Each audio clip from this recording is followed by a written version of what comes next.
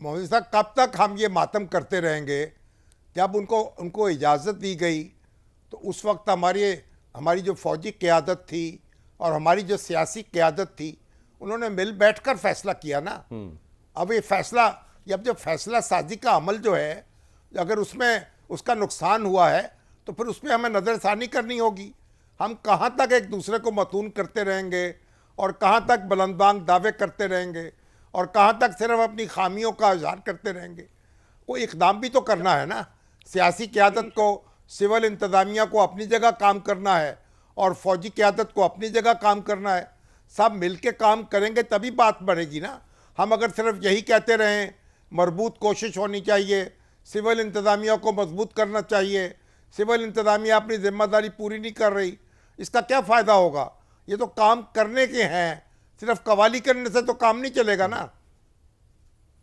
जी, मैं आपसे मुत्तफिक हूँ शामी साहब के देखिए, ये बात बिल्कुल हकीकत है कि बयानबाजी से तो मामलात हल नहीं होते हैं, लेकिन अब जबकि आप जानते हैं कि रोज़ाना की तादाद बहुत बढ़ गई है दहशतगर्दी के हमलों की और उनकी शिद्दत भी बढ़ रही है, तो अभी ये फौरी कौमी सलामती का तकाजा है कि हम अपनी सियासी जो मफादात हैं उनको बालाए ताक रख के कौमी सलामती और हम इंटरनल सिक्योरिटी और नेशनल सिक्योरिटी के तकाज़ों के तहत फिल फॉर वॉर फुटिंग पे ना सिर्फ कोऑपरेट करें, ताउन करें, सलाहियत में इजाफा करें, क्योंकि जनाब अब ये हमारे घरों तक ये जंग और आग पहुंच रही है, तो हम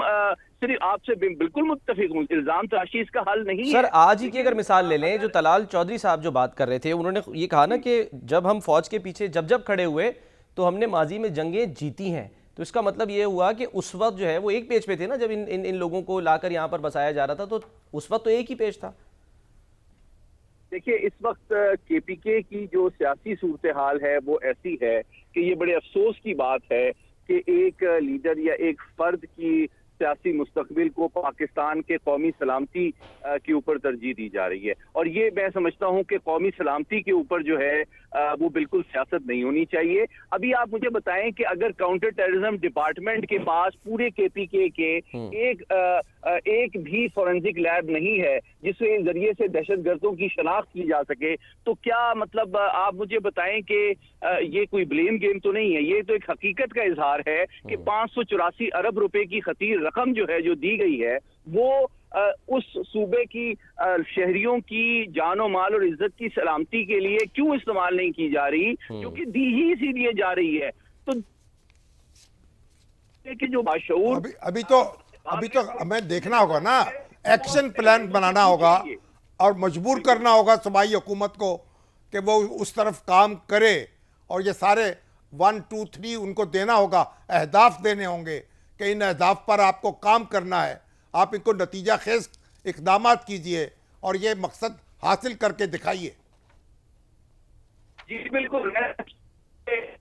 कौमी सलामती जो सबसे बड़ा तकाजा है हमारी, हम सब पाकिस्तानियों की तमाम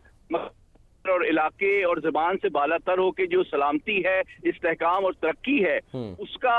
उसका राज इसी में पिन्हा है कि हम फौरी तौर पर मिलकर अपने इख्तलाफात को बालाए ताक रख के फौरी तौर पर कौमी सलामती के लिए इस दहशतगर्दी का मिलकर मुकाबला करें। आज भी जो हमले हुए उनमें आप देखें एक खुशाइन पहलू है, तिरा वैली में जो शहरी थे उन्होंने मिलकर भी दहशतगर्दी के एक हमले की कोशिश को नाकाम बनाया है। तो हमें हमारे हर पाकिस्तानी को अपने सूबाइयत, अपनी लिसानियत, अपने मकतब फिक्र से बालातर होके फौज के शाना बशाना खड़ा होना पड़ेगा, ताकि हम एक बार फिर फैसला कुन अंदाज में इस अफरियत से निजात हासिल कर सकें। ठीक है, बहुत बहुत शुक्रिया सैयद मोहम्मद अली साहब, सर बहुत शुक्रिया।